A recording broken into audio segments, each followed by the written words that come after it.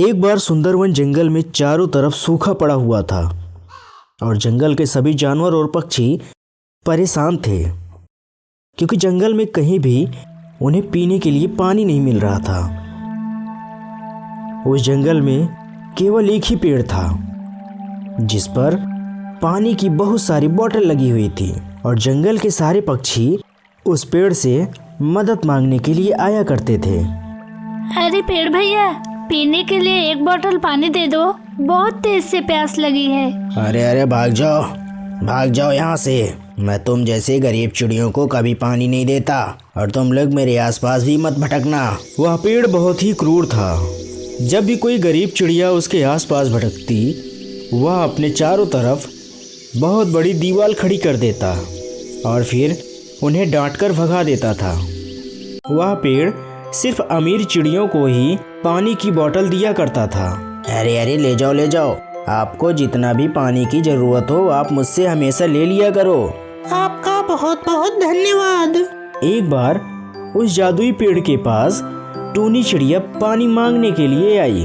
पेड़ भैया, पिछले एक हफ्ते से मैंने पानी का एक घूंट भी नहीं पिया। कृपया करके मुझे एक बोतल पानी दे दो। अगर मैंने पानी नहीं पिया तो मेरे प्राण सूख जाएंगे।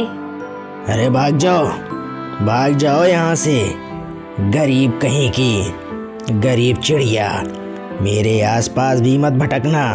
ऐसा कहकर वह पेड़ अपने चारों तरफ बहुत बड़ी दीवार खड़ी कर देता है और टूनी चिड़िया को डांट कर भगा देता है। थोड़ी देर के बाद उस पेड़ के पास एक बहुत ही अमीर चिड़िया आती है।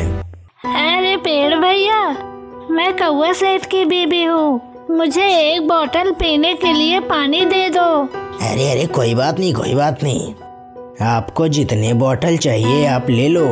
आपको जब भी पानी की जरूरत पड़े आप मेरे पास आकर के पानी ले सकती हैं। वह जादुई पेड़ उस अमीर चिड़िया को बहुत सारे पानी के बोतल दे देता है और वह चिड़िया पानी लेकर अपनी उड़न तस्तरी में वहाँ से चली जाती है और वह सीधे अपने घोंसले में जाती है। टूनी चिड़िया दूर से ही उस अमीर चिड़िया को देख रही थी।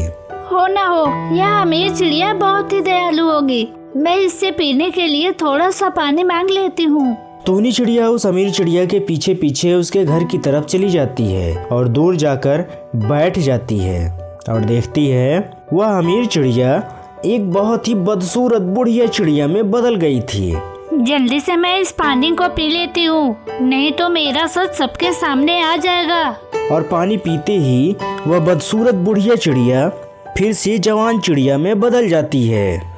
अरे वाह, ये पेड़ तो सच में जादुई है। जिस पेड़ का पानी पीकर मैं इतनी खूबसूरत दिख रही हूँ, अगर उस पेड़ को जलाकर मैं उसका राख खा लूँ तो मैं सदा के लिए इतनी खूबसूरत हो जाऊंगी। जादूगर चिड़िया की बातें सुनकर टूनी चिड़िया डर जाती है और जल्दी से जाकर जादुई पेड़ को सारी बातें बताती है। अरे हट जा, चली जा। मुझे पता है तुझ गरीब चिड़िया के बारे में, ये सब तुम्हारे से पानी लेने के चोचले हैं, भाग जा यहाँ से। और उसे डांट कर भगा देता है और फिर से अपने चारों तरफ बड़ी सी दीवार खड़ी कर देता है। थोड़ी देर के बाद वहाँ पर फिर से वही चिड़िया आती है और अपने हाथ में एक बड़ी सी कुल्हाड़ी लिए रहती है। कुल्हाड़ी को देखकर वह जादुई पेड़ डर जाता है और कहता है, ओहो, तो इसका मतलब वो गरीब चिड़िया सच बोल रही थी। और वह अपने चारों तरफ बड़ी सी दीवार खड़ी करता है, लेकिन उस जादूगर चिड़िया के सामने वह दीवार किसी काम का नहीं।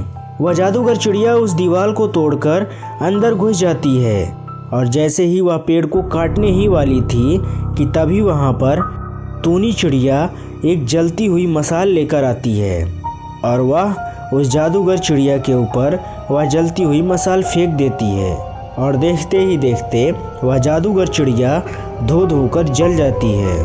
फिर उस घमंडी पेड़ को एहसास होता है कि उसने कितना गलत किया और वह फिर टूनी चिड़िया से माफ़ी मांगता है। मुझे माफ़ कर दो टूनी चिड़िया, मुझसे बहुत बड़ी गलती हो गई।